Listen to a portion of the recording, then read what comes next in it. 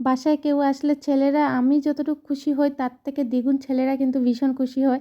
তো পুরো ভিডিওটা দেখবে, স্কিপ না করে। আশা করছি ভালো লাগবে। সো হ্যালো এভরিওয়ান, আমি মুনমুন। আজ আবারও চলে এসেছি নতুন একটি মিনি ব্লগ নিয়ে তোমাদের সাথে শেয়ার করতে। ব্লগটা হয়েছে গত রবিবার দিনে। তো এখানে তোমরা দেখতে পাচ্ছ, রাস্তা দিয়ে আসার সময় দেখতে পেলাম মানে শনিবার দিন রাধারমণ উৎসব ছিল আর রবিবার দিন প্রজেশন বের হয়েছে।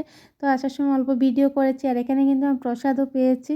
মানে কি বলবো, আমার খুব ইচ্ছে ছিল উৎসবে যাওয়ার, কিন্তু যাওয়া হয়নি কোনো একটা কারণে। তো তারপরে মানে প্রসাদ পাওয়ার পরে না ভীষণ খুশি হয়ে গেছি, মনের ইচ্ছাটা পূরণ হয়ে গেছে।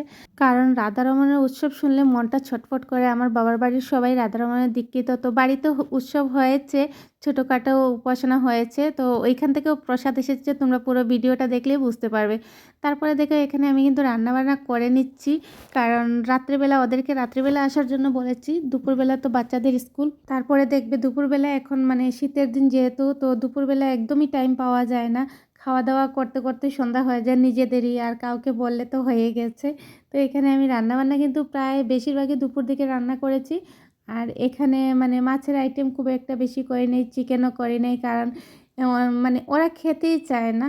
তো এক দাদা বৌদি ওদের ফ্যামিলিতে মানে এমনি পেঁয়াজ রসুন খায়, কিন্তু মাছ মাংস ডিম এগুলো খায় না।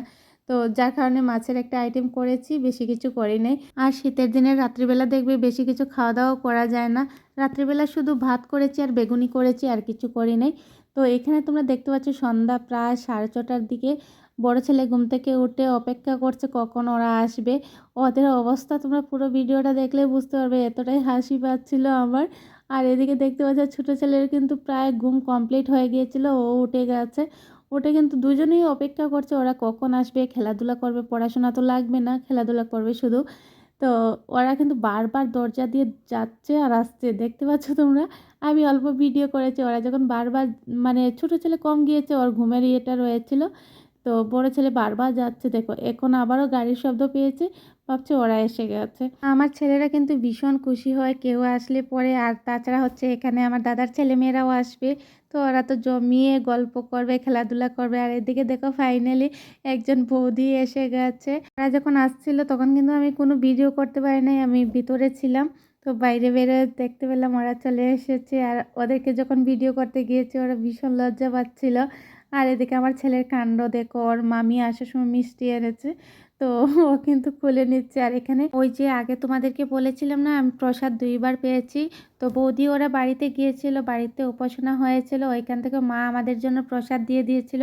তো বৌদি ওরা আসার সময় নিয়ে এসেছে। তো সবাই মিলে আমরা সবাই মিলে একসাথে বসে আবার প্রসাদ খেয়েছি। আর এদিকে তো মিষ্টি তো বুঝতে পারছো, মিষ্টি তো খেতেই হবে যেহেতু বৌদি এনেছে। তো এদিকে আমি এক এক করে রেডি করে নিয়েছি, পুরো ভিডিও তোমাদের সাথে শেয়ার করতে পারি না। এদিকে দেখো আরও একজন বৌদি আর মা আরও 2 আইটেম মিষ্টি নিয়ে চলে এসেছে। এত মিষ্টি মিষ্টি আর মিষ্টি হয়ে গেছে ঘরে। তারপরে কিন্তু আমাদের সন্ধ্যার টিফিনটাও হয়ে গেছে, তোমাদের সাথে আর শেয়ার করতে পারলাম না। ওরা দেখো খেলতে বসে গেছে আর আমি কিন্তু বৌদিদের সাথে গল্প করছি। আর ওদের বাবা আমার দাদাদের সাথে গল্প করছিল। তো দাদাদেরকে আর ক্যামেরায় আনি নাই, ওরা খুব একটা মানে ভালোবাসে না সোশ্যাল মিডিয়া, জানি না কেন। তো যাই হোক, আমি আমার মতো করে ভিডিও করেছি। তো তোমরা জানিও কমেন্টে আজকের আমার মিনি ব্লগটা কেমন হয়েছে। ভালো লেগে থাকলে লাইক কমেন্ট শেয়ার করতে ভুলো না। আর তোমরা ভালো থাকবে, সুস্থ থাকবে, দেখা হবে নতুন একটি ভিডিওর মাধ্যমে। ধন্যবাদ।